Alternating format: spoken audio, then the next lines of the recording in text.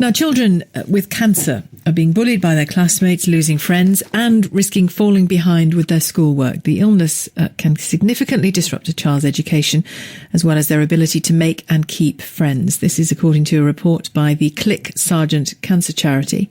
13-year-old Josh Hill was diagnosed with lymphoblastic leukemia in 2004 when he was just 8. I spoke to his mum, Linda. She told me about his diagnosis and some of the problems that he faced when he went back to school following his treatment. He was diagnosed when he was 5, just a week into year 1 of his schooling actually, and he was diagnosed with acute lymphoblastic leukemia, and that's a treatment for just over 3 years for boys. So it took him all the way really through his primary school to the middle of year 4. How much schooling did he miss completely? I think overall, in the first year of his treatment, he missed about 50%. And then in the second and third year of his treatment, he was actually in school about 70 or 80% of the time, so he missed about 30% each year.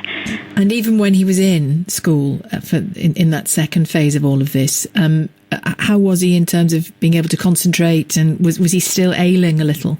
Yes, definitely, and I think that was the difficulty. I mean, we live very close to the school, so I was able to take him in, and he'd often just do an hour or so, and then I'd bring him back home because he was just too tired, really, and I think it's very difficult for him to concentrate. So, yeah, it was short bursts of teaching, really. And I imagine that in that first horrible phase of your little boy being treated for this horrible illness, really, whether or not he was progressing at school was not, clearly not your priority, but then would quite quickly become so, because little kids just they need to learn, they need to keep up, don't they? That's right, yes. I think certainly during the first year of his treatment, you're absolutely right. It was all about his medical needs. But as he was sort of being reintegrated into school, we very quickly realised that, education it needs to continue, even when sometimes he's not feeling brilliant. But also his emotional well-being and, his friendships with his peers was really important as well to keep up. We know that children can be, adults can be cruel, but we know that children can be cruel to each other. They find the least difference, don't they, and can bully a bit about it. And he was picked on a bit, wasn't he? He was a little bit, and very fortunately, it wasn't a great deal for Josh, and he had some very good supportive friends that would help him through.